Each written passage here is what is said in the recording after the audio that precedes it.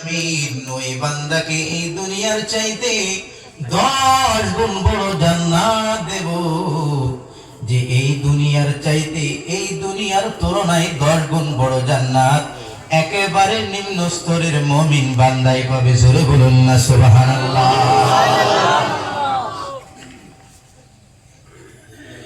আল্লাহ রাব্বুল আলামিন বলেন, বান্দা তোমাদের জন্য আমি জান্নাত বানাইলাম, দুনিয়ার মধ্যে যদি তোমরা নেক আমলগুলো করে আনতে পারো, আমি রব্বুল আলামিন তোমাদেরকে বেফলে দেব না।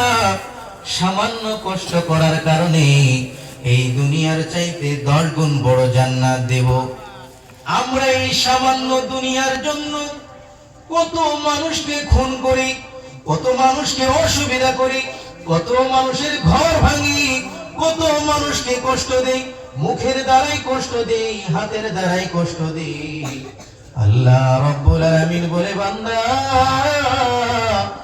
এ বান্দা, তুই যদি সামান্য মেহনত করে আসতে পারিস, তোর এই দুনিয়ার মেহনতের বদলতে এত বড় এক জান্নাতের মালিক বানিয়ে দেব, এত নাজ ও নিয়ামত থাকবে, যে জায়গায় শুধুমাত্র একবার বলবি, বান্দা আমার এটা খাবার মন চাই, এটা আমার দেখার মন চাই, এই বস্তুর আমার প্রয়োজন, সঙ্গে সঙ্গে তোর মুখের গুড়ে, তোর হাতের গুড়ে, তোর পাশে যে দাঁড়ায় যাবে।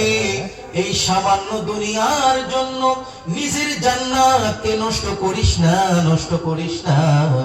আমি রব্বুল আলামিন মানুষরে খুবই ভালোবাসি, এই জন্য ফেরেশতারা নিষেধ করেছিল